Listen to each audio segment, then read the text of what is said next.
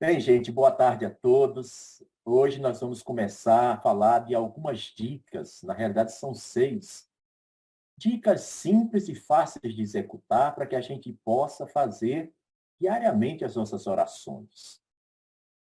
Reservar um tempo todos os dias para a gente rezar é algo essencial para a nossa saúde e pelo nosso bem-estar. Porque a oração, ela pode curar o nosso corpo, acalmar a nossa mente e refrescar o espírito. O que é um corpo que precisa ser curado?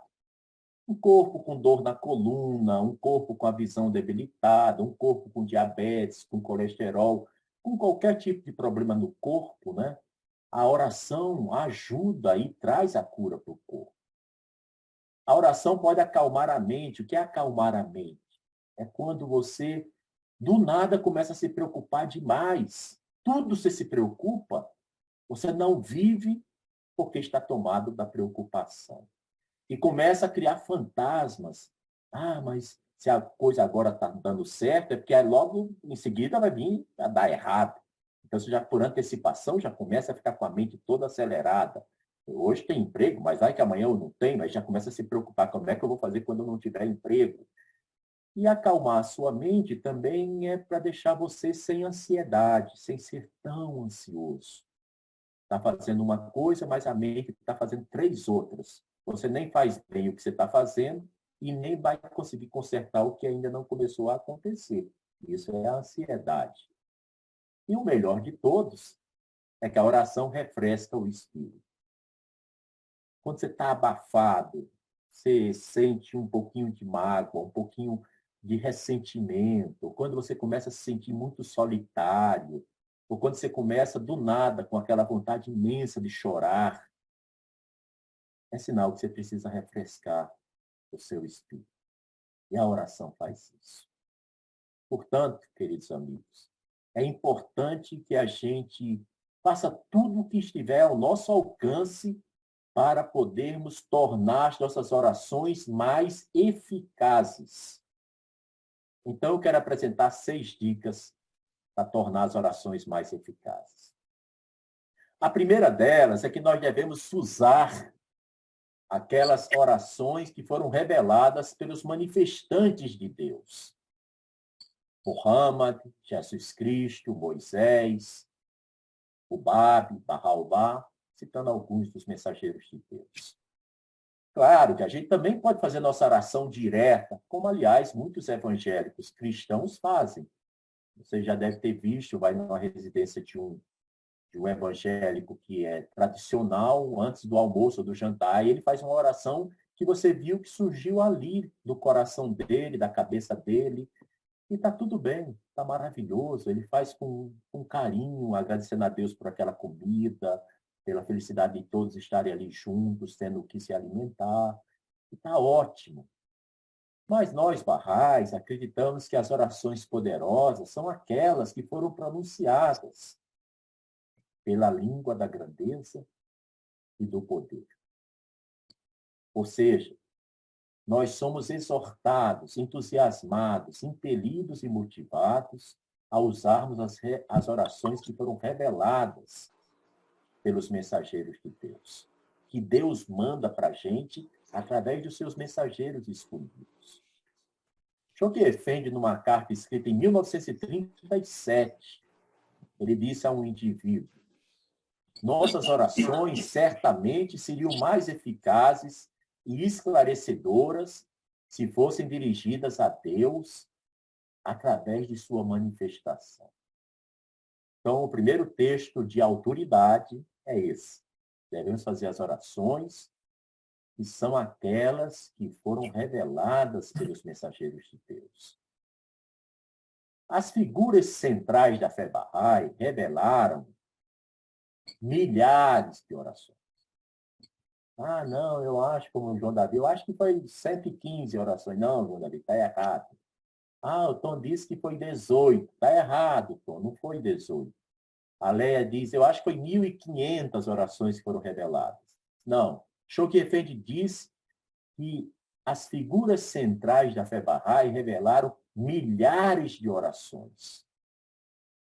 E nós temos menos de 10% disso traduzido em línguas ocidentais, como o português, o inglês, o francês e por aí vai. E os assuntos que as orações tratam são os mais diferentes. Nós temos oração para perdoar os pecados da gente, temos oração para curar nossas enfermidades, temos oração pelas pessoas que nós amamos, que não estão mais nesse mundo fisicamente, temos orações quando a gente está triste para trazer alegria, temos orações para a gente ficar firme na aliança e no convênio, para a gente não ficar pisando na bola desnecessariamente. Temos oração para educar nossas crianças. Temos orações para tribulações, quando tudo está complicado, tudo está muito difícil, nós temos orações para isso. Temos até oração para terremoto. Quando começa a acontecer um terremoto, vai lá no Kitab Actas, tem um versículo, uma oração para isso. Temos oração que a gente não deve nem se abster de fazê-la diariamente. Quem não lembra da Epístola de Armado? Não te abstenhas disso enquanto eu estiver ausente. É o que Bahá'u'lláh diz.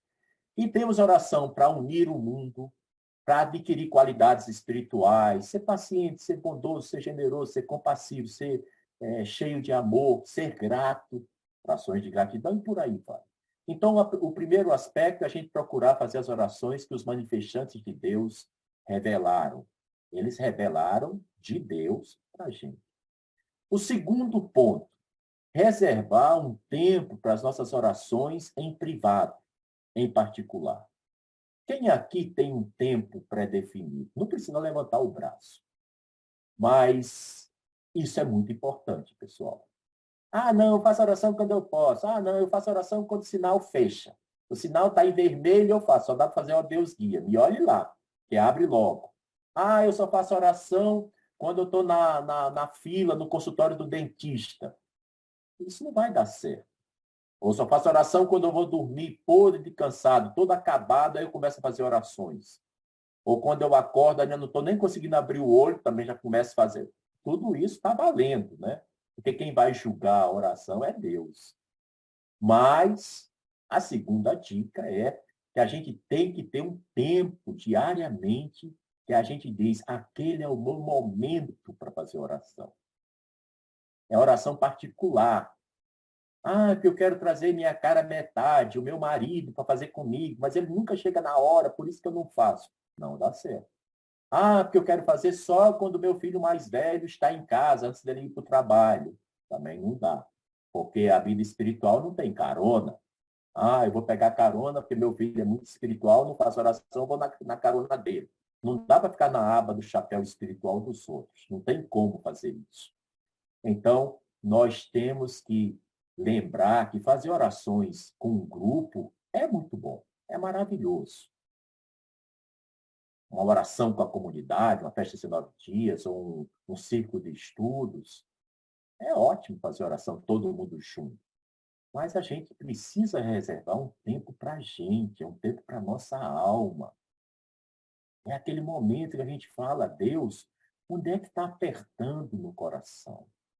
Ou a gente fala, a Deus, quão feliz a gente está com aquela bênção que Ele acabou de nos dar no ano passado, no mês passado, na semana que estamos, ou há pouco tempo, logo pela manhã.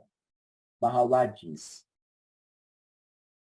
quem recitar na privacidade de seu quarto os versículos revelados por Deus, os anjos do Todo-Poderoso espalharão a fragrância das palavras emanadas de sua boca e farão palpitar o coração de todo homem justo. Então, nessa dica número 2, a autoridade está nas palavras de Bahá'u'lláh.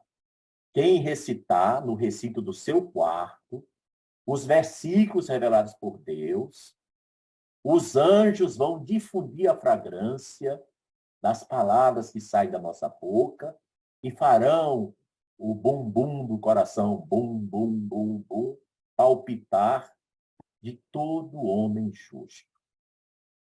Aqui vem um ponto que eu queria muito chamar a atenção, querida Regina, Fátima, Sohrab Jun, é que a oração ele é um ato sagrado e é íntimo entre nós e nosso Criador. Já tinham pensado nisso? Se não pensar, é bom pensar. A gente que tem filhos, enquanto eles são muito pequenininhos, pai, mãe, troca de roupa, tudo numa boa, tranquilamente, eles vão crescendo, a gente já sente que há necessidade de ter pudor. Nem a gente quer constranger nossos filhos, nem nossos filhos devem ficar constrangidos com a gente, né? Há poucos dias eu recebi uma visita breve aqui em casa, o queridíssimo Ryan Monajan, filho do Neysan, que mora no Canadá, e a gente resolveu assistir no streaming um filme da Netflix. Bem, quando chega visitas, a gente procura logo um filme que seja ou censura livre ou até recomendado para 12 anos, né? Porque você nunca sabe o que vai acontecer. Se você não assistiu o filme antes, você não sabe o que vai aparecer na tela. Então, Hélio, olha só. A gente estava assistindo um filme de 12 anos. E, de repente, o casal vai para o quarto. E filme que tem quarto e que é Netflix ou HBO, você já sabe mais ou menos o que vai rolar. Não precisa ser mãe de Iná para descobrir que vai aparecer cenas muito chocantes ou muito apimentadas, né? E quando começou, a gente ficou olhando um para a cara do outro e, e eu dei uma breve pausa, né? E aí esse querido Ryan falou, que bom, tio Tom, que você parou, porque eu com vocês eu não me sentiria confortável assistindo um filme com cenas de sexo. Olha só a sacada, né? Um jovem de 21, 22 anos, né? Mas isso significa o quê? Que existem atos que são da privacidade. A privacidade do casal é do casal. Não tem que ser compartilhado, porque isso mostra reverência e pudor. O que é pudor? É senso de vergonha. Você se sente envergonhado. Se não fosse assim, as pessoas iam trabalhar todo mundo pelado, todo mundo nu. Mas como tem o senso de vergonha, ninguém faz isso. Ou espera-se que ninguém faça. Mas um ato de intimidade com seu Criador é quando você está fazendo oração. E você tem que estar sozinho, você e Deus. Você e Bahá'u'lláh, você e o Bab, você e Abdu'l-Bahá, você é acompanhado de todos os anjos, os heróis e os homens e mulheres santos da terra. É isso que nos garante a inspiração divina. A terceira dica, fazer orações de manhã e de noite. Bem, é desnecessário dizer que a gente tem que começar o dia com oração e tem que terminar com oração. Isso não é o Tom que está dizendo, não é o Max Viller que está falando, nem a Leonora que está dizendo que é maravilhoso começar com oração de manhã e terminar o dia com oração. Quem está dizendo isso é Bahá'u'lláh. Está lá no Kitab Artas. Isso é para fazer. Ah, eu não tenho muito tempo, então, meu amigo, faz aquela do Bab, que é bem curtinha, que não abandona nunca a gente. Ó Deus, meu bem-amado, o desejo do meu coração. Pronto, a oração do Baba é só essa frase. Ó Deus, meu bem-amado, o desejo do meu coração. Então ninguém vai dizer, eu não consigo 30 segundos de manhã para fazer uma oração. Pelo amor de Deus, em 30 segundos você faz essa oração do Baba. E nos dias que você tem mais tempo, ou acordou mais cedo, você faz outras orações juntos, né? Então, Bahá'u'lláh diz que no alvorecer de cada dia, nós devemos comungar com Deus e com toda a sua alma perseverar na busca de seu amado.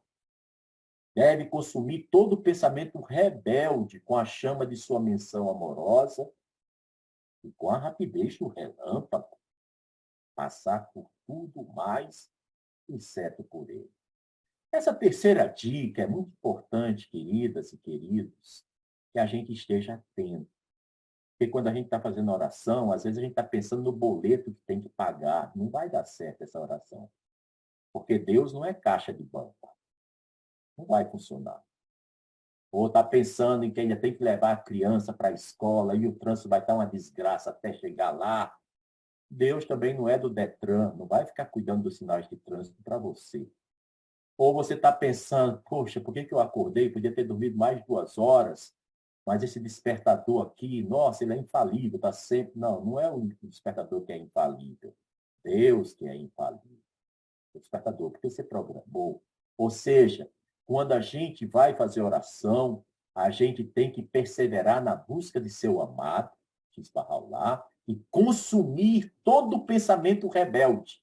O que é pensamento rebelde? É um pensamento que não tem nada a ver com a oração. Você está pensando na piscina, está pensando na praia, está pensando no trabalho, está pensando nas compras do supermercado, está pensando na vizinha, está pensando no galo que acorda muito cedo, cada dia mais cedo, com mudança climática. Você está pensando em milhares de outras coisas. Isso é todo pensamento rebelde. Você não está focado em Deus. E ele diz que com a rapidez do relâmpago, quando em oração, nós devemos passar por tudo mais, exceto ele.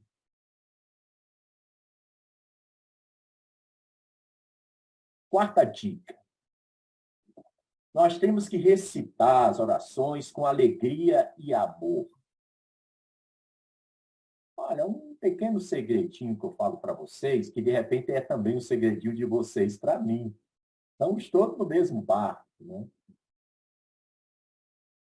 É que a gente não deve fazer oração quando a gente está chateado, ou quando a gente está muito nervoso e não vai conseguir se concentrar, ou quando a gente está com tanta preocupação que as palavras vão sair como se fosse um gravador dentro da garganta da gente falando aquelas palavras. Então, nós temos que, primeira coisa, quando estamos agitados, é pedir a Deus para nos dar alegria e amor quando começarmos a orar. Primeiro pedido. Deus, alivia minha alma. Oh, meu Deus. Dá-me tranquilidade, que eu quero conversar contigo com todo o meu coração. Oh, Deus, eu estou tão nervoso, eu estou tão irritado, porque eu me irrito muito facilmente. Eu sei que é o ego que está aprontando comigo. Essa não é coisa de Deus, isso é coisa do ego, que é a ausência de Deus. Então você pede a Deus tranquilidade, alegria e amor antes de começar as orações. Vocês vão ver que é tiro e queda. É como aquela espingarda de cano duplo, que você acerta uma coisa e acerta a outra. Primeiro que você já pede logo para ter alegria e tranquilidade, para que a oração tenha amor. E segundo, você já vai pedir as outras coisas, porque você já está no modus operandi de alguém que vai suplicar ao seu Criador ou agradecer ao seu Criador. E Abdu'l-Bahá, então, nos explicou o seguinte. Olha, seguinte, a oração não precisa ser em palavras, mas sim em pensamento e atitude. Mas se esse amor e esse desejo estão faltando, é inútil tentar forçá-los. E conclui o amado mestre, o Sinholá, o mistério de Deus, Abdu'l-Bahá, palavras sem amor não significam nada. Então, nessa terceira dica, mais uma coisa que a gente vai pensar é que oração estabanada, oração com carro mal estacionado, oração no sinal de trânsito apertado, oração quando você está no meio que aprende bem esta epístola, um carro que deu uma cortada e você teve um pensamento que não é dos mais celestiais, pela cortada que você recebeu, e depois continua como se nada tivesse acontecido a sua oração. Essas orações parece que não são bem aceitas, porque é o que Abdu'l-Bahá diz. Ele diz que a oração ela tem que ser em pensamento e atitude antes de serem ditas as palavras. O médico Dr. John S. Lemont, que Deus o tenha, que maravilha, o nosso irmão da causa de Deus, um dos 3 luminares espirituais do continente europeu, Dr. John S. Lemont, Thomas Breakwell, George Townsend. O guardião diz que são os 3 luminares do continente europeu. Pois bem, o Dr. John S. Lemont escreveu o seguinte: se uma pessoa sente amor por outra, terá vontade de dizer a ela, embora saiba que o amigo percebe que ele o ama, que ele ainda terá vontade de lhe dizer que o ama em palavras. E continua, doutor Eslemon, Deus conhece os desejos de todos os corações, mas o impulso à oração é natural, provindo do amor do homem a Deus. Se esse amor e desejo por Deus está faltando, é inútil tentar forçá-los. Se alguém conversar convosco como um desagradável dever, sem amor ou prazer, você iria querer conversar com ele? Pergunta o senhor, doutor Estremon. Bem, sobre esse aspecto aqui, eu queria mencionar para vocês, às vezes a gente está conversando entre adultos, né? Isso acontece muito quando os filhos ainda são pequenos, né? Então, o marido e a esposa estão de papo, estão conversando, aí chega a criança e pede não sei o quê. E você diz, não, agora eu não posso, porque eu estou conversando com o seu pai, eu estou conversando com a sua mãe. Depois a gente vai lá e faz. Bem, agora vamos transpor essa mesma metáfora na relação da criatura para com o Criador. Você está fazendo oração. Uma pessoa te chama. Você acha que é certo dizer, espera aí, que eu estou fazendo oração? Você acha que é certo dizer, senhor Barraulá, espere um pouco que eu vou resolver essa parada aqui agora. E vai lá esbaforido para tentar resolver, depois volta como se nada tivesse acontecido. Isso significa o quê? Que quando você, quando eu, quando cada um de nós está procurando essa conexão com o sagrado, com esse nosso provedor místico, a gente tem que dar prioridade a ele. A gente não pode largar a oração e fazer outras coisas. É muito desrespeitoso isso. É muito desrespeitoso. Porque se a gente está falando com o nosso chefe no trabalho, a gente não vai sair da sala antes que o chefe permita que o assunto foi terminado. Você fica, porque você é o empregado e o cara que está falando com você na sala é o chefe. Agora imagina, você está falando com o teu criador. Você larga todas as coisas como se nada tivesse acontecido. Isso também não dá certo. A quinta dica. Vocês veem que vai ficando cada vez mais complicado, mas cada vez mais fácil depois que a gente percebe. Devemos rezar para que a vontade da gente esteja alinhada com a vontade de Deus. Eu vou logo dar um spoiler antes de chegar na sexta. Para mim, essa é a mais difícil. Porque para mim saber qual é a vontade de Deus, basta eu descartar a minha, eu já sei que é de Deus, porque quase nunca coincide. Então eu já sei, não, isso aqui é de Deus, que eu estou querendo tal coisa. Ah, estou querendo já sair agora para o cinema, estou querendo sair agora para lanchar no McDonald's, estou saindo agora para um fireside não sei aonde. Estou saindo agora porque vai ser a apresentação de um livro numa livraria. Ou seja, muitas vezes a gente quer fazer uma série de coisas, mas Deus quer que a gente faça outras coisas. Então a gente tem que orar, pedir a Deus. Oh, meu Deus, deixa que a minha vontade seja colocada de lado e a tua chegue. Nem que seja com muito sofrimento, meu Deus. Faz com que eu fique contente com a tua vontade. Tu sabes que não é fácil, né, Deus? Mas, por favor, me garanta, Deus, que eu esteja contente com o resultado final dessa oração.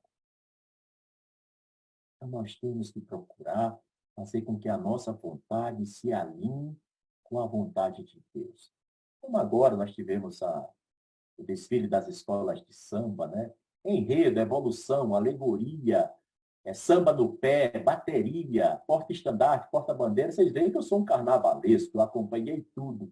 Mas a Mangueira continua perdendo, apesar de eu ter colocado uma fezinha nela o tempo todo. Bem, não é o caso, isso não faz parte da oração, a estação primeira de Mangueira. Mas voltando ao assunto, lá quando saem as notas, determinados quesitos têm 5 jurados. Então, os 5 jurados, por exemplo, para samba enredo, então, 3 dá 10, o quarto jurado dá 9,9 e o quinto jurado dá 9,5. Tem um descarte. A nota mais baixa não é considerada. Vocês estão vendo onde é que eu estou querendo chegar. é que quando nós temos uma vontade e Deus quer outra, a nossa vontade é a do descarte. Você tem que descartar a sua vontade e ficar com a vontade de Deus. O verdadeiro adorador, isso é escrito por Choque-Efem, de 1938, o guardião foi guardião em 1921, né? Portanto, 17 anos depois que ele é guardião, ele escreve: o verdadeiro adorador, enquanto ora, deve se esforçar não tanto para pedir a Deus que cumpra os seus desejos, mas sim para ajustá-los e fazê-los conforme a vontade divina. Somente através de tal atitude, continua o amado guardião, somente através de tal atitude se pode obter aquele sentimento de paz interior e contentamento. Somente o poder da oração pode conferir. Vou fazer aqui uma pergunta. Não precisam levantar o braço. Vocês veem que eu dou sempre uma colher de chá, viu? Quem aqui já pegou o livro de orações e leu todas as orações do início ao fim? Não pedi para ninguém levantar o braço, porque eu sei que deve ter bem pouco braço para levantar. Tem uns que vão dizer, eu não consigo, nem conseguiria levantar, porque meu braço está amarrado para essa pergunta, não sei o que dizer. Mas, olha, um exercício que eu deixo nessa live hoje para vocês. Procurem, durante esse jejum, ler o livro de orações do início ao fim. A gente lê romance de 400, 500 páginas. Por que não lê o livro de orações, que às vezes são 240 páginas, 270 páginas? Mas para que serve ler um livro de orações como se fosse uma novela ou um romance? Serve para muita coisa. A primeira, você conhecer as orações que estão disponíveis para você fazer na hora que você precisar. Senão, você vai passar seus 45 anos que se declarou Bahá'í fazendo só aquelas 9 orações que você conhece, como se Deus fosse muito pequenininho, e Deus é generoso. Deus oferece muitas orações. Ou, não, eu estou muito feliz que eu sei, teu nome é minha cura, ó Deus, guia-me a quem remova. É, cara pálida, mas tem muito mais do que essas 3, né? Tem aquelas longas do jejum, o jejum está chegando, tem a oração do Nauruz, tem a oração do templo, tem um monte de oração para provações e dificuldades, tem muitas de gratidão, muitas ainda de perdão, de educação dos filhos, das crianças. Então, um dever de casa que passo para vocês e para mim também, vamos ler ou reler o livro de oração do início ao fim. E não tenhamos problema, peguemos um lápis ou aqueles Lumicolor, marca-texto, e na frente das orações que a gente ainda não conhecia, vamos grifar frases que a gente gostou muito, para a gente depois poder voltar. Porque se a gente não conhece o mapa das nossas orações, como é que a gente sabe qual é a melhor oração quando a gente está precisado, está necessitado? Então, é muito bom conhecer as orações que estão acessíveis aos que têm língua portuguesa em português e aos que sabem outras línguas também. A sexta dica: haja de acordo com a inspiração que vem de suas orações. Olha, depois que a gente reza, que a gente ora, né, nós devemos engraçar o verbo rezar e o verbo orar. Todos nós, creio aqui, somos de origem, com exceção de uns 4 ou 5, somos de origem cristã, não é isso? Antes de sermos Bahá'ís, nós éramos católicos ou evangélicos, né? E uma distinção que é muito clara no discurso cristão católico e no discurso cristão evangélico é que os evangélicos usam o verbo orar. Ele fala em oração como orar. Oremos, irmãos. Vamos orar por você, é o que o pastor fala. Mas os católicos, os padres, o cardeal, o bispo, o arcebispo, o papa, eles falam, vamos rezar o Pai Nosso. Não diz, vamos orar o Pai Nosso. Vocês viram a diferença? Um diz para rezar, o outro diz para orar. Na fé Bahá'í, nós vamos encontrar as duas formas como sendo a mesma coisa.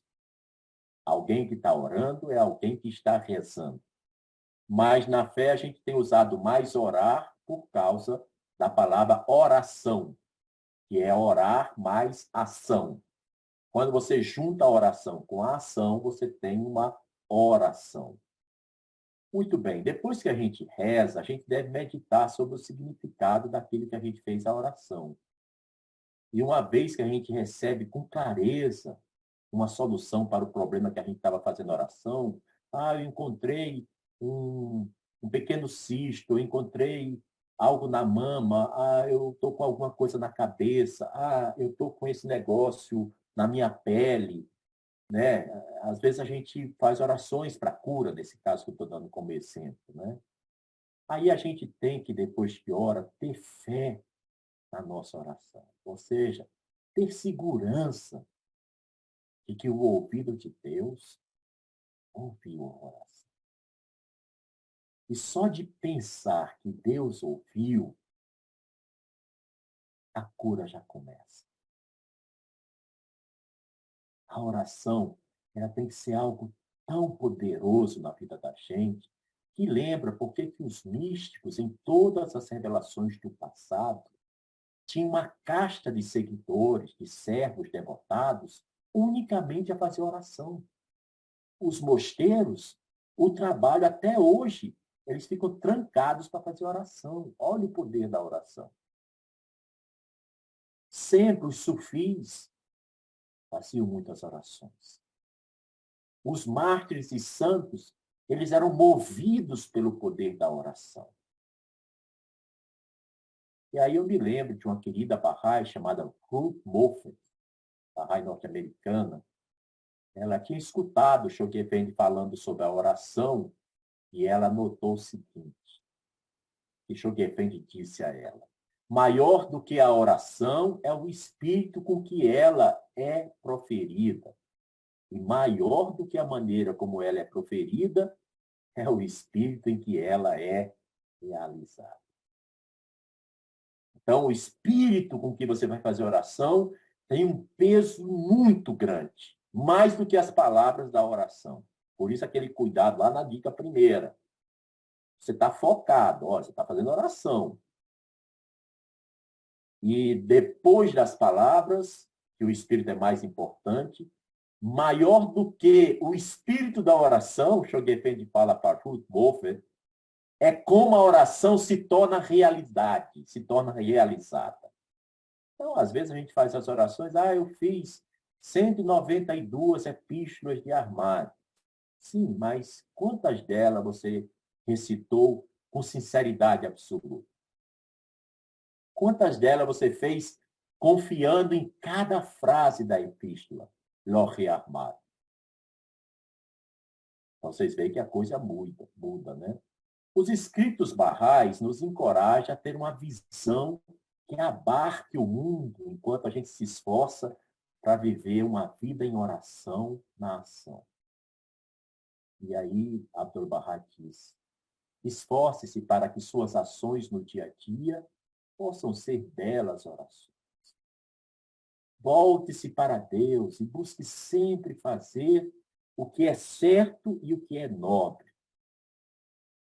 Enriqueça os pobres, ressuscite os mortos, console os tristes, traga cura a quem está doente, tranquilize as pessoas que estão com medo, resgate os oprimidos, abrigue os destituídos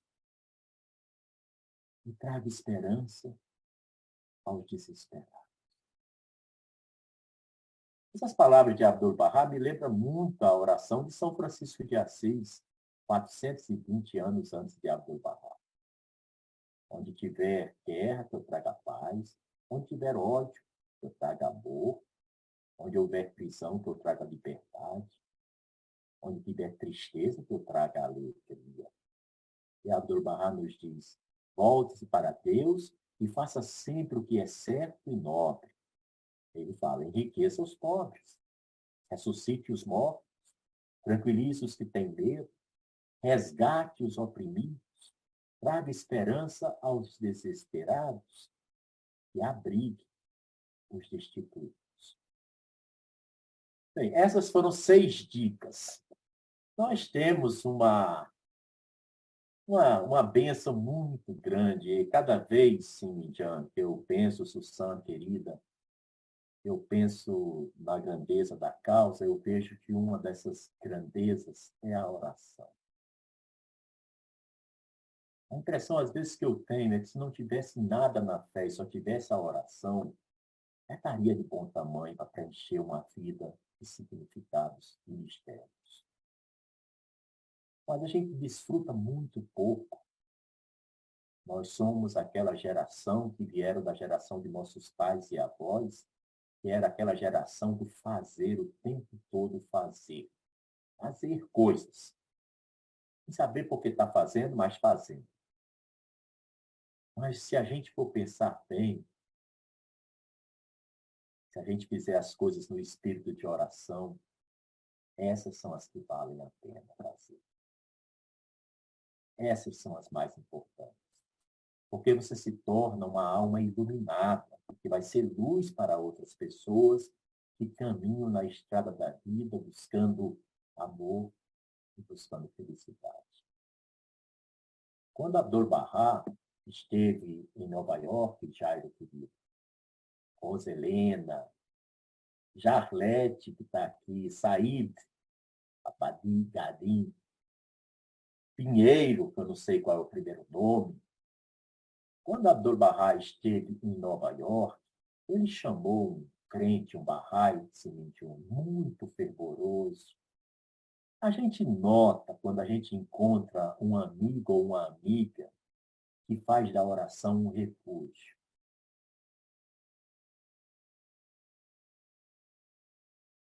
Porque esse amigo, essa amiga, tem uma luz tão grande no seu coração.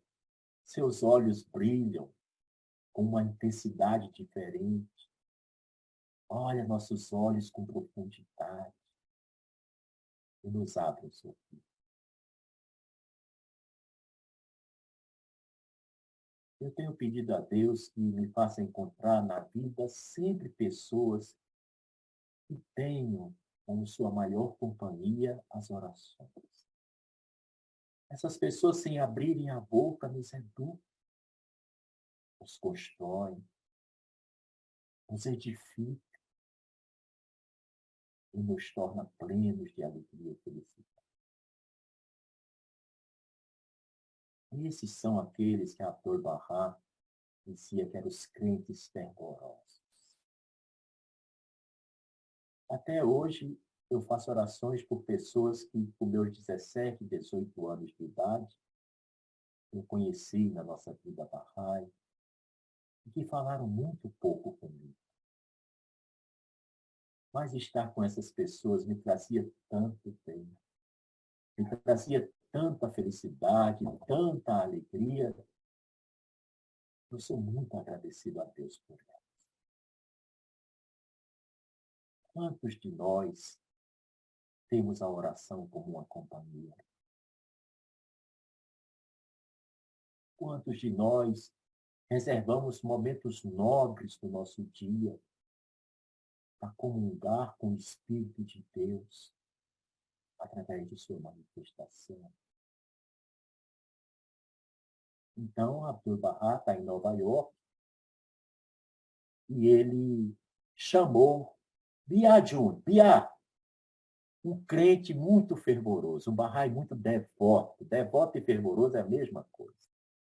E Abdu'l-Bahá disse, se você vier a mim ao amanhecer, amanhã, bem cedinho, eu vou te ensinar a rezar. Encantado, esse senhor partiu para casa numa felicidade, numa alegria, e levantou-se às 4 horas da madrugada. Atravessou a cidade de Nova York, até chegar à casa onde Abdu'l-Bahá estava hospedado. E ele chegou exatamente às 6 horas da manhã. Olha que ele acordou às 4 e chegou às 6. Ele estava com uma expectativa tão exultante.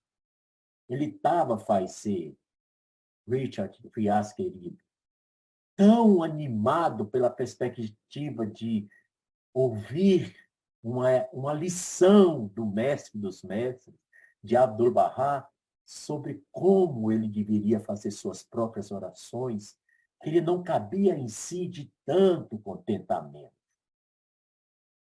E então, assim que ele entra nos aposentos de Abdu'l-Bahá, Abdu'l-Bahá já estava em atitude de oração.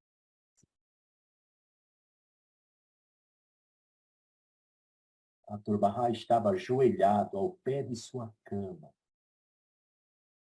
fazendo oração. Esse senhor seguiu o exemplo de Abdu'l-Bahá, tomando cuidado de se postar ajoelhado do outro lado da cama para ficar de frente a Abdu'l-Bahá. E ele viu que Abdu'l-Bahá estava completamente perdido em seu devaneio. Estava como que vivendo em outro mundo, em outra atmosfera. Era a santidade personificada que estava elevando suas orações naquele glorioso amanhecer em Nova York de 1912. E então, o Senhor começou, então, a fazer em orações, o silêncio, orações pelos seus amigos, depois fez oração pelos seus familiares, esposa, filhos, netos, parentes. Depois viu que ainda tinha tempo, resolveu fazer orações pelas cabeças coroadas da Europa. A Rainha Vitória, a avó da Rainha Elizabeth, né? Os pais da Rainha Elizabeth, né? O rei James e outros reis coroados da Europa. Nenhuma palavra ele ouviu daquele homem que estava em completo silêncio em frente a ele. Ele não escutou nenhuma palavra de Abdu'l-Bahá. Bem, já que eu estou aqui, eu vim para fazer oração, ele continuou. Já tinha feito oração pelos amigos, pelos parentes, pelas cabeças coroadas da Europa, e Abdu'l-Bahá não se mexia, não fazia barulho, não dizia nada. Ele começou já a se desesperar, que tinha muito mais coisa e as coisas estavam desaparecendo na cabeça dele.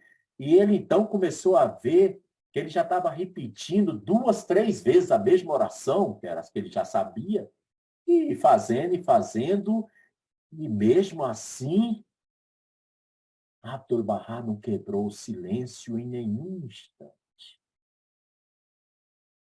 O Senhor já começou a se sentir, querida Shanta, querida Maria Tereza, saudade de você que mora aqui tão perto, a gente precisa se encontrar. Minha queridíssima Ruhangis, da Rádio Bahá'í, Hélio, meu querido. Esse senhor, depois de fazer tantas orações, ele foi ficando impaciente, começou a coçar o joelho, ficava com a mão no joelho já coçando, estava dando aflição, Abdu'l-Bahá não falar nada, Abdu'l-Bahá não dizer nada, e ele já tinha feito oração até dizer chega. Na cabeça dele, imagino eu, ele já achou que já fez oração pela vida inteira. Ele já estava até repetindo 2, 3 vezes. Essa parte da história é eu que estou falando, não tem nada a ver com a história, com o pensamento. Bem, enquanto ele está nesses pensamentos, já coçando o joelho, os olhos dele começaram a olhar a parede. Comecem a olhar vocês agora, a parede da casa de vocês. Fica lá olhando para as paredes. E ele começou a olhar as paredes e, de repente, ele viu que uma das paredes tinha uma grande rachadura. Essa época de chuva sempre tem infiltração, né? E uma grande rachadura, né? E ele começou a se contorcer, um certo toque de aborrecimento, mas deixou de novo o olhar dele, saiu da rachadura da parede, se concentrou em Abdu'l-Bahá, voltou a olhar Abdu'l-Bahá, que continuava imóvel. O êxtase que ele viu o prendeu e ele sentia-se mergulhado de forma profunda naquela visão do mestre em espírito de oração. Os desejos egoístas dele foram esquecidos. Deixou de pensar nele. Tristeza e conflito era como se nunca tivessem acontecido na vida dele. E ele estava conscientemente apenas de uma única coisa. Ele tinha um desejo apaixonado de se aproximar de Deus. E ele fechou os olhos novamente, deixou o mundo de lado, e então o seu coração começou a fervilhar em espírito de oração, uma oração alegre e ao mesmo tempo tumultuada. Ele se sentiu purificado pela humildade e iluminado por uma nova paz. Finalmente ele percebeu que Abdu'l-Bahá o havia ensinado a rezar. Foi então que o mestre de Aca imediatamente despertou de sua oração e olhou para ele. E os olhos de Abdu'l-Bahá repousaram sorrindo sobre o Senhor que estava tão devoto, passando por todas aquelas situações. Quando você ora, disse Abdu'l-Bahá, você não deve pensar em seu coração que está com dor, nem deve pensar nos pássaros do lado de fora da janela. Você não deve nem mesmo olhar as rachaduras da parede. Abdu'l-Bahá disse para ele, viu? Ele podia ter dormido sem essa. Bem, ele ficou muito sério e então Abdu'l-Bahá acrescentou. Quando você deseja orar, você deve primeiro saber que está na presença do Todo-Poderoso. Eu peço permissão à querida coordenação do Rouxinol para que todos abram os seus microfones e os seus vídeos. Depois que eu contar de 1, 2, 3, eu quero que vocês, numa só voz, repitam comigo. 1, 2, 3. Quando você deseja orar, você deve primeiro saber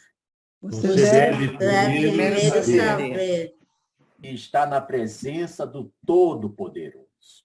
Está na presença do Todo-Poderoso. Não dá para se apresentar no Fantástico do domingo, porque está precisando melhorar o nosso coral. Vamos de novo, uma última vez.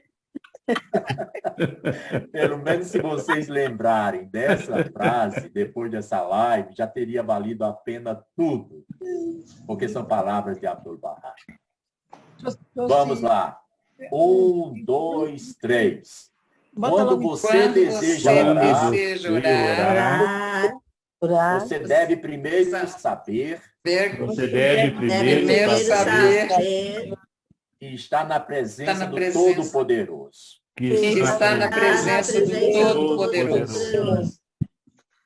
Então, gente, o resultado dessa lição que Abdu'l-Bahá deu àquele senhor em Nova York em 1912 se resumia nisso. Quando você vai fazer oração, você tem que pensar que você está na presença de Deus. Mesmo que seus olhos físicos não vejam, o seu espírito deve ver. A sua alma deve contemplar a Deus, a glória de Deus. Uma das invocações mais poderosas usadas por Abdu'l-Bahá nos tempos de crise, isso antes do final da Primeira Guerra Mundial, por exemplo, que foi de 1914 até 1918, vocês todos podem fechar os microfones e nós vamos falar de um assunto, de uma invocação que é muito, muito importante. Então, Abdu'l-Bahá, durante o final da Primeira Guerra Mundial, que vai de 1914 a 1918, né? Quando os soldados otomanos vieram buscar Abdu'l-Bahá para ser executado, vocês lembram da história? Aqui eu só estou tendo mestre para mim. Todo mundo aqui é meu professor, mas eu me atrevo a dizer que vocês estão bem lembrados de que um dos grandes maléficos, terríveis trabalhos que os rompedores do convênio causaram a ternura e meiguice de Abdu'l-Bahá, foi fazer atos de espionagem, dizendo ao sultão Abdulaziz da Turquia, dizendo que Abdu'l-Bahá estava querendo construir uma fortaleza de guerra para atacar o sultão. E quando chegou à Turquia essas notícias, a vida de Abdu'l-Bahá estava correndo muito perigo. Vocês não podem imaginar, minha querida Regina, Susan Jun, Max e Sinarinha, vocês não podem imaginar como era a dor de Abdu'l-Bahá, sabendo que estavam tramando a sua morte. E então acontece na Turquia a rebelião dos jovens turcos. E então, antes de ter essa rebelião dos jovens turcos na Turquia, onde aconteceu o terremoto há uns 10 dias atrás, Deus abençoe e dê cura e saúde a cada uma dessas vítimas. Não sei vocês, mas sempre que tem uma catástrofe daqueles escombros, com aquelas paredes caídas em cima de mim, é a única forma que sinto que posso comungar com o sofrimento deles. Porque esse mundo é cheio de incertezas, a gente nunca sabe o que vai acontecer amanhã, nem daqui a pouco, nem daqui a um mês, nem daqui a 5 anos. Quizá naquela época, se vierem a acontecer coisas terríveis, tem pessoas que se lembrem da gente em suas orações. A família sagrada de Bahá'u'lláh ficou desesperada quando Bahá'u'lláh se ausentou e foi para as montanhas do Suleymaniye. E vocês sabem que, nessa época, né, o Bab tinha prescrito, tinha guiado, ordenado aos seus seguidores que repetissem 2.098 vezes essa invocação. Ya Allah el-Mustahaz. Ya Allah el-Mustahaz. Ya Allah el-Mustahaz. E então, Abdu'l-Bahá contou do tempo em que ele estava em Bagdá, quando Bahá'u'lláh foi para as montanhas do Suleymaniye, e a família sagrada de Bahá'u'lláh não sabia onde é que Bahá'u'lláh tinha ido e nem sabia como encontrá-lo. Todos estavam muito preocupados. Minhas queridas, meus queridos, Abdu'l-Bahá era um menino. Abdu'l-Bahá era uma criança. E estar longe de Bahá'u'lláh era muito difícil para ele. Ninguém deve esquecer que Abdu'l-Bahá é o primeiro a acreditar em Bahá'u'lláh. Como as profecias corânicas de Muhammad diziam, o primeiro a acreditar no profeta, no mensageiro de Deus, possui as características de todas as manifestações de Deus do passado. E nesse sofrimento, numa noite, Abdu'l-Bahá recitou essa súplica com todo o seu coração e devoção. Ya Allah el-Mustahaz. Ya Allah el-Mustahaz. A noite toda.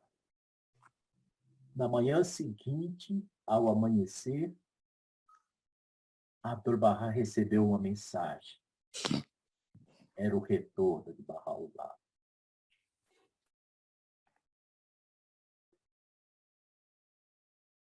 Meus queridos, o espírito com que a gente faz oração é o que domina todo esse tema da oração.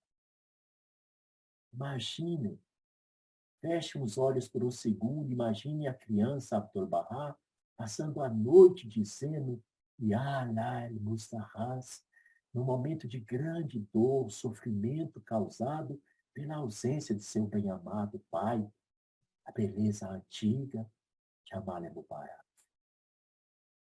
Um erudito Bahá'í, Ali Quli Khan, ele entendeu que a oração Ya Allah el-Mustahaz seria a oração a ser pronunciada em momentos de necessidade. Abdu'l-Bahá, ao longo de sua vida, usou essa poderosa oração em diferentes ocasiões. Mas vocês podem perguntar, mas sim, Mintiane, é uma oração, mas é tão curtinha assim? Sim, é uma oração. Quando você diz Yabarraulabha, você está fazendo uma oração. Até dizer Alá Quafá, o guardião disse que está fazendo uma oração. Choque Efendi também carregava nos seus jovens ombros o peso das mágoas e ressentimentos pessoais de tantos crentes. Uma vez, uma Bahá'í muito devota ocidental chamada Florence pediu uma oração muito poderosa que o amado guardião pudesse ensinar a ela. E o amado guardião lhe disse: o que é que poderia ser melhor do que Ya Allah el-Mustahaz? Choque Efendi tinha o entendimento que essa era a oração repetida várias vezes pelo mestre, enquanto andava de um lado para o outro no jardim, quando o navio turco estava vindo para levá-lo preso para Constantinopla, atual Istambul.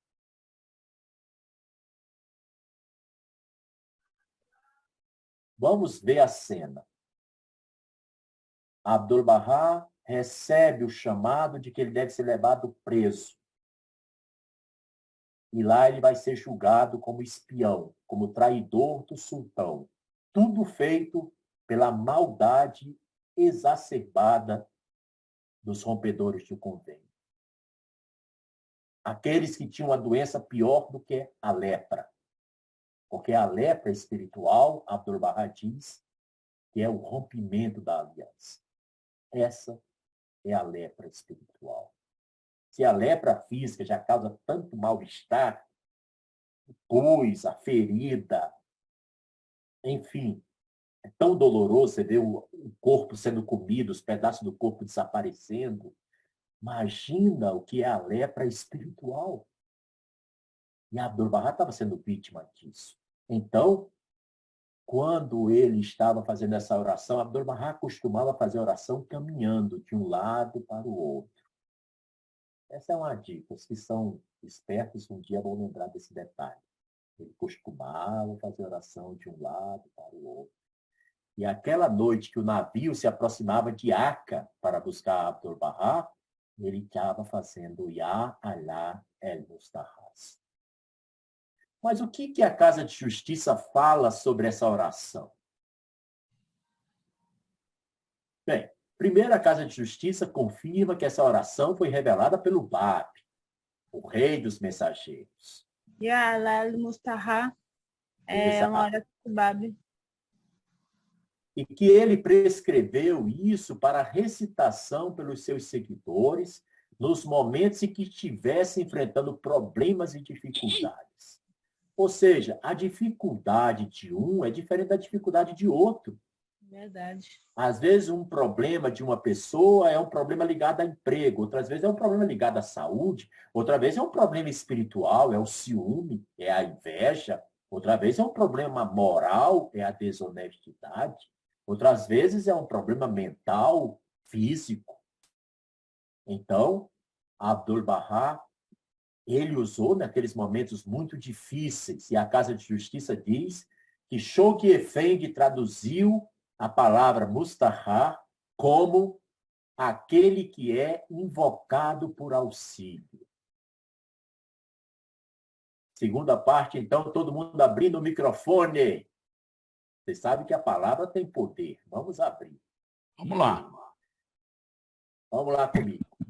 O amado guardião Choque Efendi.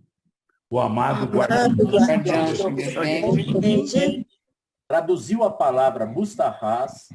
Traduziu a palavra Mustahaz como aquele que é invocado por auxílio. Aquele que é invocado por auxílio.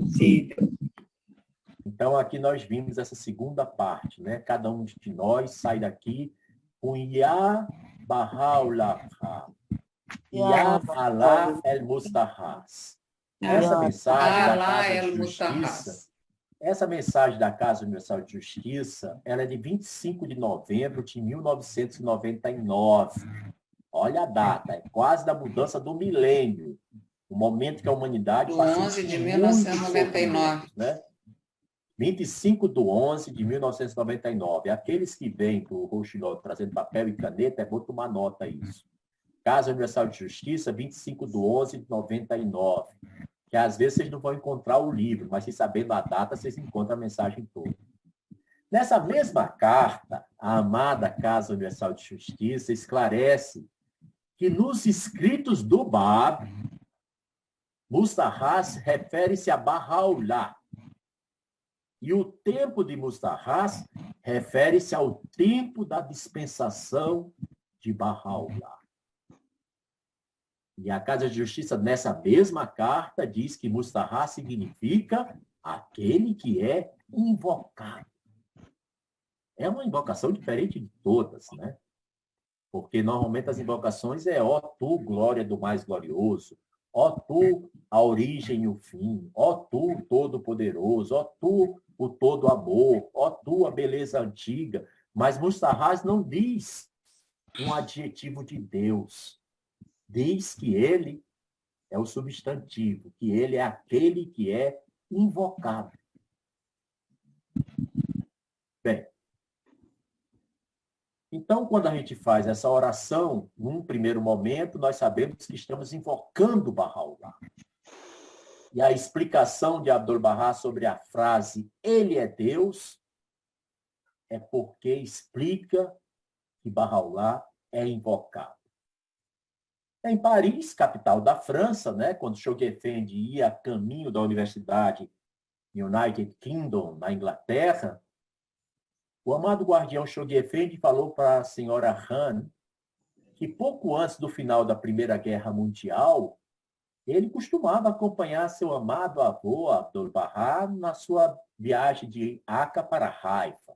E a cada semana, eles passavam 4 dias, geralmente, cuidando dos santuários e vendo as condições gerais do santuário. Aqui, quantos tiveram essa bênção de visitar os santuários sagrados, levantem o braço. Eu.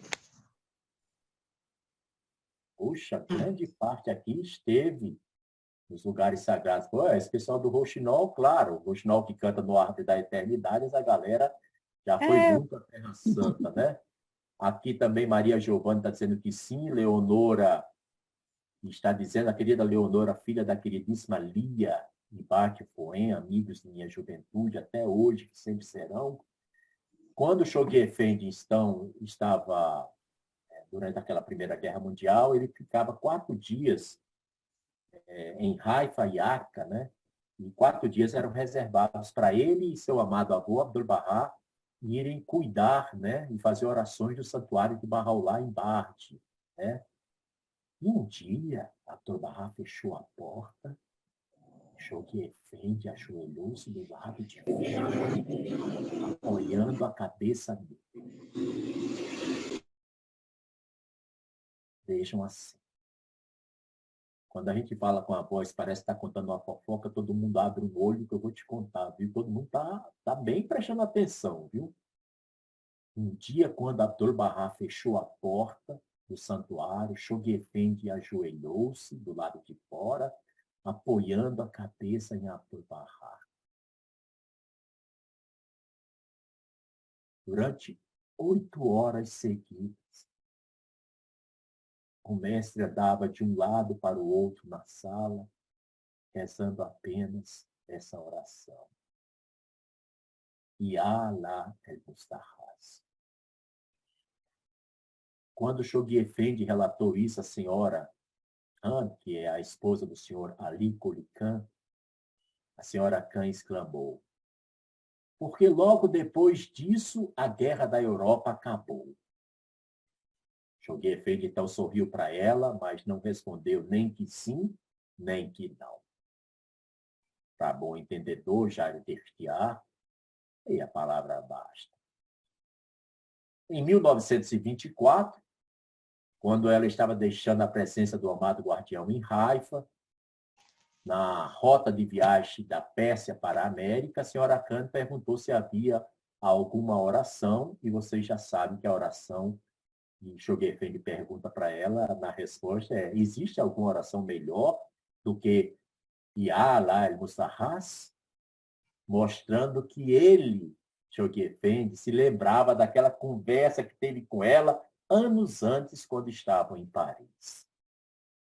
Gente, a causa é cheia de detalhes, de sabores, de fragrâncias, de aromas, de coisas belas. Deus está nos detalhes. Os detalhes são muito importantes na causa. Bem, o ciclo da manhã, a gente já sabe, né, que Mustahaz, Abdu'l-Bahá diz que se refere a Bahá'u'lláh, e o tempo de Mustahaz se refere ao tempo da dispensação de Bahá'u'lláh, né? A gente já sabe que essa invocação foi prescrita pelo abençoado Báb para ser repetida, olha só, não é 95 vezes, 2.098 vezes em ocasiões de grande necessidade. Abdu'l-Bahá, em uma epístola, declara que esse versículo deve ser repetido 95 vezes. Quer dizer, tem uma epístola de Abdu'l-Bahá que fala 95 vezes. O Báb fala 2.098. Abdu'l-Bahá fala 95 vezes Ya Allah el-Mustahaz. Em outra epístola, Abdu'l-Bahá fala 81 vezes. Então, vocês veem, um tema desse como oração tem que fazer a gente mergulhar para pesquisar, para procurar se aprofundar, para trazer essas fragrâncias maravilhosas que alegram a alma de cada um de nós. Bem, aí podem se perguntar, mas querido, será que a gente, então, deve fazer diariamente essa repetição? Bem, aqui já tem até a resposta, e graças a Deus não é Tom que vai dar a resposta. É a Casa Universal de Justiça. A Casa de Justiça escreveu cartas do amado guardião sobre a invocação a Allah el-Mustahaz, bem como sobre outras orações, indicam que a repetição é uma questão de escolha individual. Ou seja, a oração que a gente faz, que está no Kitab Actas, do Sacratíssimo Livro, é 95 vezes Allahu Akbar. Se a gente quiser fazer 95 vezes, ou 81 vezes, ou 2.098 vezes Ya Allah el-Mustahaz, a gente pode fazer por escolha individual. Não está escrito que tem que fazer. A justiça diz que você quiser, então você faz, né? E numa notinha no final de uma carta com a própria letra do amado guardião, ele escreveu: não tem nenhuma objeção em dizer Ya Allah el-Mustahaz a qualquer momento e quantas vezes você desejar. Então, nós já vimos tudo isso. De uma feita, estava Jesus orando em certo lugar, quando terminou, um de seus discípulos pediu: Senhor, ensina-nos a orar também, assim como João ensinou aos seus discípulos. A resposta imediata de Jesus Cristo ao pedido dos apóstolos está no mesmo Evangelho de Lucas, capítulo 11. Então, Jesus os ensinou: quando orardes, dizei: Pai nosso que estás no céu, santificado seja o vosso nome, venha a nós o vosso reino, seja feita a vossa vontade, assim na terra como no céu. O pão nosso de cada dia, que é a oração do Pai Nosso, que é a única oração cristã que foi revelada e foi registrada como sendo de Cristo. As outras orações, Ave Maria, Salve Rainha, a oração de São Francisco e tantas outras orações, são geralmente de santos da Igreja Católica ou de papas que escreveram. Mas a oração que Cristo ensinou é a famosa oração do Pai Nosso, né? Pai Nosso que estás no céu, né? O que essa oração nos ensina, né? Primeiro que Jesus não estava ensinando Lucas, né, a memorizar as palavras e recitar. Tem pessoas que dizem: eu sei 15 orações decoradas, como se fosse uma grande vantagem, uma grande coisa ser tantas orações decoradas, né? Porque aí uma pessoa que tem a memória muito boa, ele vai ter sempre a vantagem. Ele sabe o livro todo e ainda sabe em outras línguas. Um monte de oração.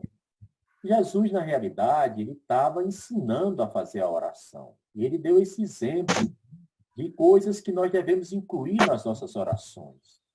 Então, vejamos rapidamente nesse Pai Nosso, né? Ele começa, Pai Nosso que estás no céu, santificado seja o vosso nome. Nesse primeiro início, Jesus fala a gente a reverenciar e glorificar a Deus.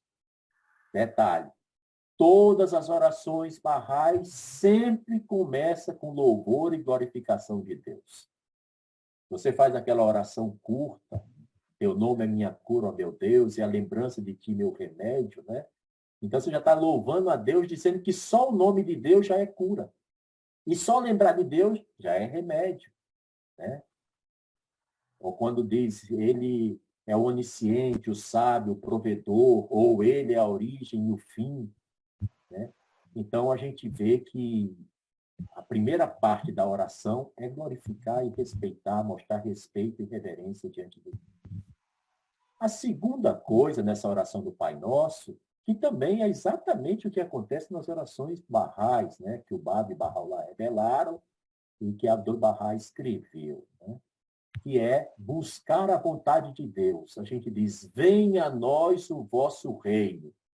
Não diz para Deus, venha para nós o nosso reino. Diz, é o vosso, quer dizer, é o reino de Deus que a gente está buscando. E o que é o reino de Deus? É a vontade de Deus. Isso que é o reino de Deus. Então, a oração não é um meio, um instrumento para manipular Deus, para que Deus faça a vontade da gente, né? Mas o contrário, fazer com que a gente esteja aquiescente, satisfeito com a vontade de Deus. O terceiro aspecto, Deus, nessa oração, através de Cristo, né, diz para a gente reconhecer a nossa dependência de Deus para nossas necessidades físicas e materiais. É quando diz, o pão nosso de cada dia nos dai hoje.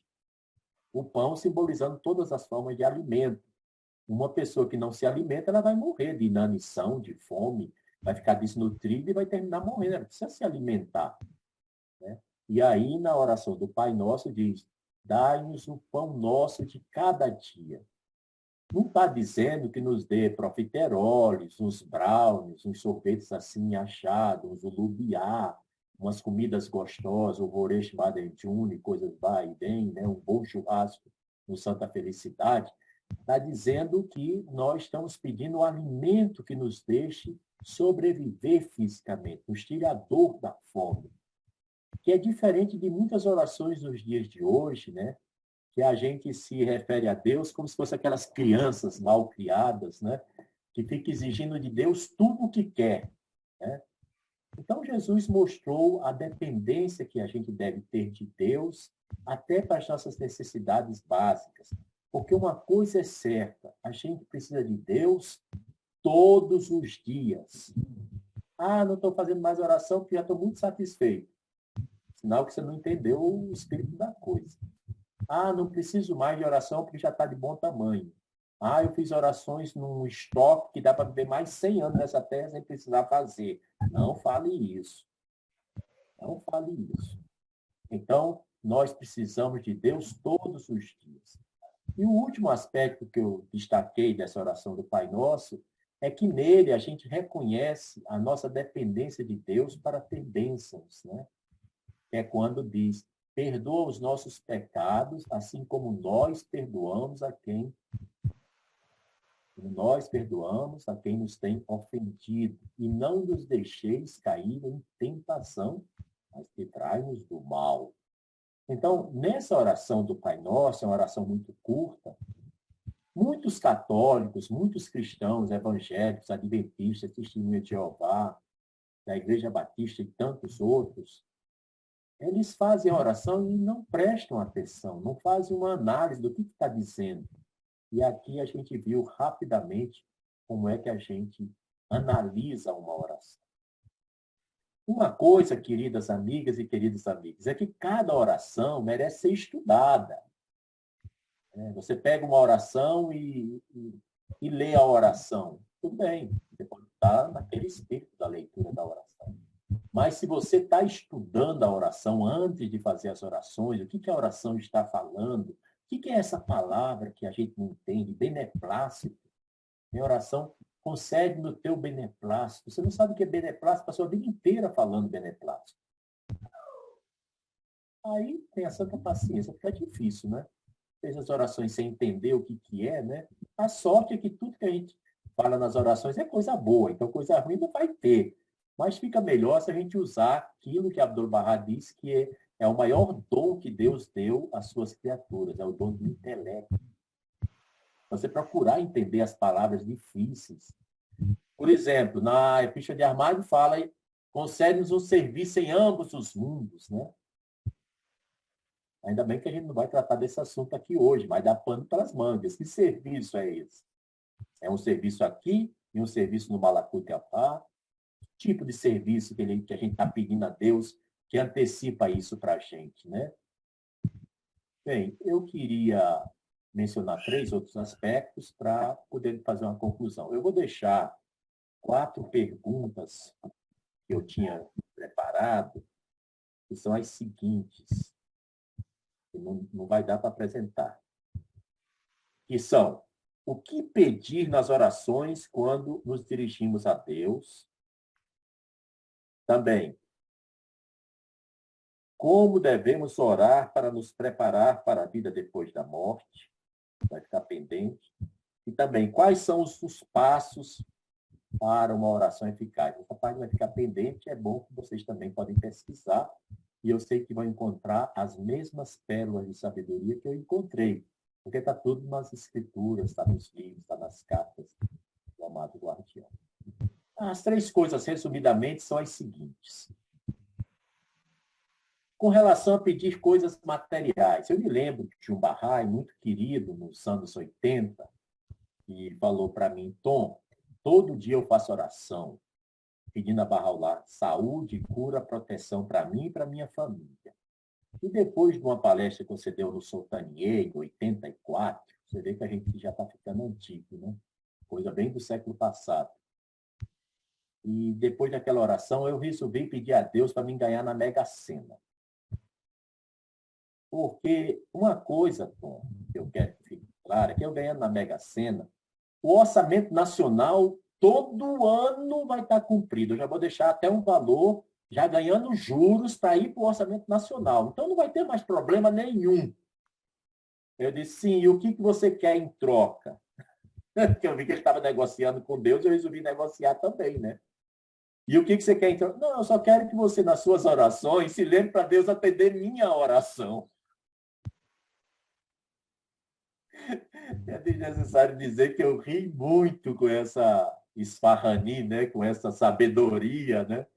Ele ia pedir a Mega Sena e queria que, na época, quem era o tesoureiro fizesse oração pedindo a Deus: ó, Bahá'u'lláh, atende a oração daquele fulano lá, porque vai ser resolvido todos os problemas, né? Mas aí tem um pequeno trecho de Abdu'l-Bahá sobre isso, de pedir coisas materiais. Abdu'l-Bahá diz: ó serva de Deus, as orações são respondidas através das manifestações universais de Deus. No entanto, quando a intenção é obter dádivas materiais, mesmo em se tratando dos desatentos, se estes suplicarem humildemente, implorando o auxílio divino, até mesmo sua prece terá efeito. Bem, Abdu'l-Bahá falou, gabaritou, passou. Por quê? Porque às vezes a pessoa diz: eu não acho certo nas orações pedir coisas materiais, eu quero o último modelo do Jeep, o último modelo da Citroën, eu quero passar só 2 férias, uma na Côte d'Azur, na França, em julho, que é uma época boa, e queria ir a cada 3 meses fazer peregrinação de 3 dias na Terra Santa. Não é nada demais para Deus fazer isso. Você sabe que cada cabeça é uma sentença. João Davi está morrendo de rir porque ele se identificou com algumas dessas coisas, né, João Davi? Te conheço.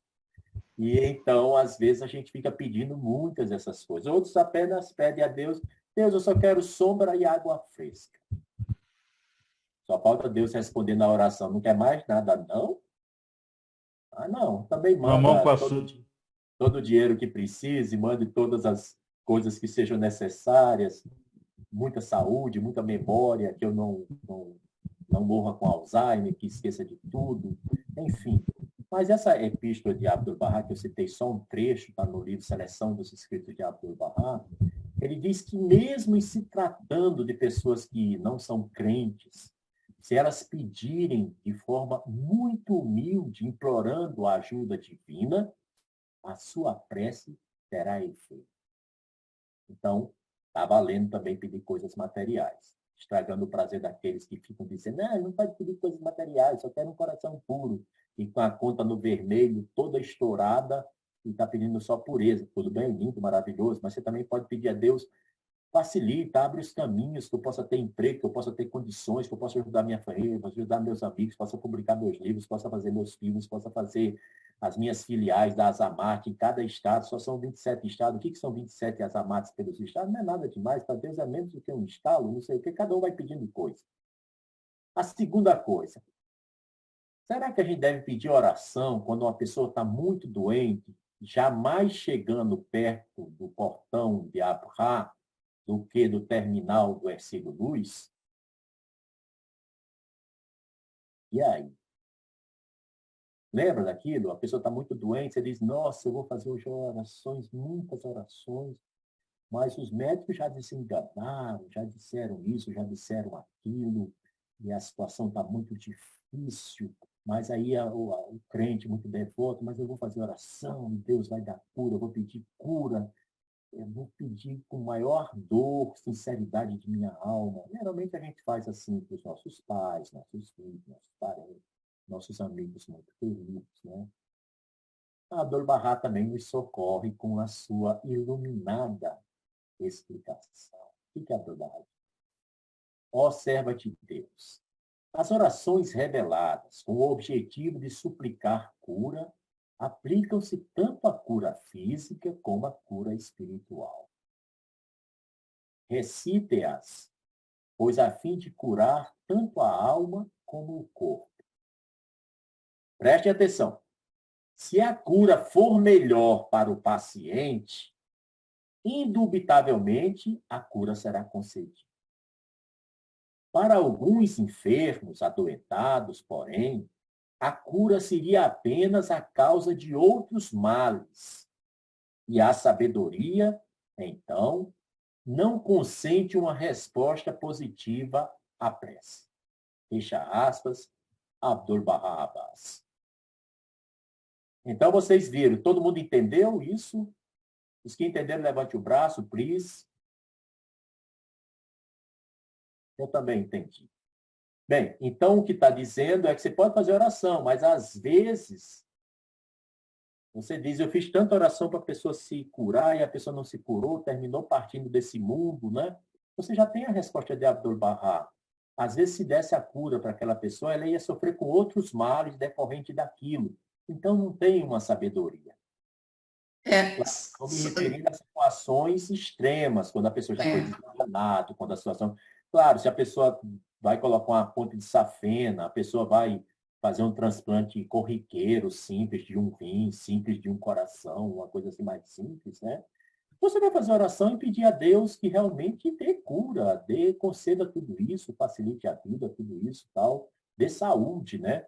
Mas tem situações que Deus, ele atende a sua oração dizendo, eu sei que você ama tanto essa pessoa, mas é melhor que ela venha para a minha proximidade, que aí ela vai sofrer muito, né? E o último tópico é, os tipos de cura são muito variados. Agora, tem orações que, quando mencionam o Espírito Santo, vocês arregalem o olho e façam com muita devoção, viu? Que o Espírito Santo, quando ele entra numa oração, é para resolver a parada.